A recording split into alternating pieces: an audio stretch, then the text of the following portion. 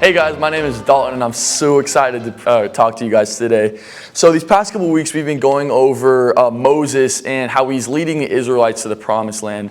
And we start with the Israelites being in Egypt, captured, and how Moses went to the Pharaoh and he set the 10 plagues and the Israelites escaped, and God led them to the Red Sea.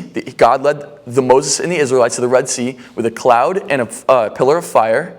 And when they got to the Red Sea, everyone knows God parted the Red Sea and they were able to walk right through it. And then they got out and God let the Red Sea go back and all of the Egyptians drowned. And then as the Israelites keep going to go to make their journey to the promised land, they get to the wilderness and they need food and water, and God provides them with food and water. So God's been providing for them through Moses for a long time now, through this entire story. And that's where our story takes off. And God's still leading through Moses. So we start with, so it literally says in the Bible that God led the Israelites through Moses. So Moses is humbling himself under the Lord and making himself a vessel so that God can show himself through him. So God's speaking through Moses. God is leading through Moses. God is doing all these things through Moses. And as God is leading through Moses, they keep going to the promised land, and Amalek, a ruler, takes his army and goes to try to go to war with the Israelites.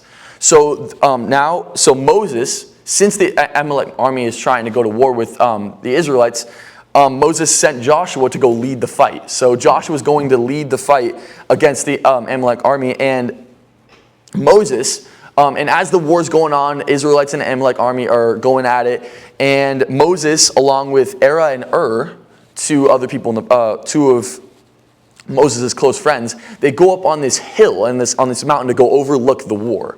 And as they're overlooking the war, Moses had his staff, and they called it God's staff, which is basically just a shepherd's staff. And when Moses held the staff up high, the Israelites would start winning. And when he put it down next to his waist, they would start losing. So obviously Moses tried to keep it up as high as possible for the longest time so the Israelites could keep winning. And over some time, if I'm holding this staff up, even with no staff, my arm's going to get tired soon, right? I can't hold this up for days on days on days on end, right? So Moses' arm gets really, really tired, and he can't lift this staff up.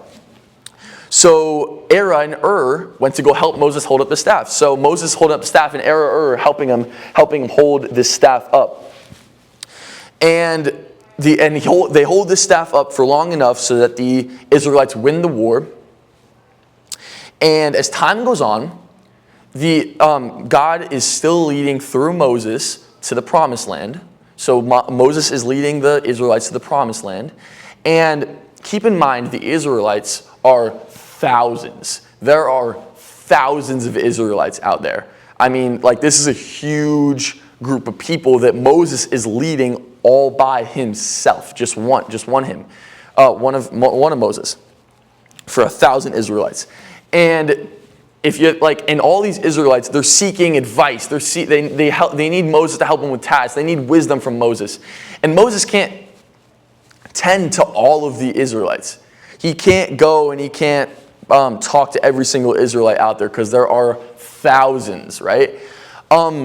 So he needs help. He goes to his father-in-law seeking help, and he doesn't know what to do, and he has all these things he needs to do, and he's super stressed, and he doesn't know what to do. And he goes to his father-in-law, who's a very, very wise man, and he tells him, you can't keep doing this. His father-in-law tells Moses, he says, you can't keep doing this. You're gonna get worn out. You can't keep trying to tend to 1,000 people, right?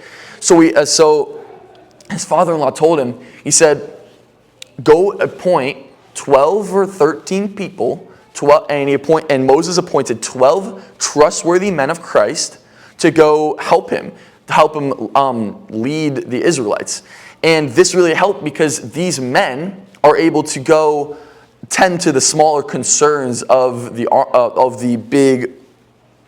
the Israelites. They're able to go tend to the smaller problems so that Moses the leader can go attend to the bigger problems and the bigger issues that Moses needs to focus on, right? And we can look at our church today at Waterstone, and we can think this is kind of the same, right? We have all of our smaller groups and our smaller parts of the church that handle smaller issues so that the pastor can go work on bigger issues, and he can attend, he can focus on bigger issues, and he can just worry about preaching to the church. And this is really cool that Moses, and it's already being demonstrated in with Moses and the Israelites as it is in the early church right now, and it's still the same. And what did Moses have? So if we go back, Moses couldn't do everything himself. Moses was a sinful man who needed God just as much as anyone else, right? He couldn't do everything on his own, right? But if we think of Jesus, they call him omnipotent. He's omnipotent, which means he's all-powerful, which means he can attend to every single one of our needs. So if I'm praying for whatever I need to be praying for, and you're praying for the same thing, or you're praying for your own needs, he can help us both. And it doesn't matter. And he can attend to 7 billion people on this earth at the same time because he's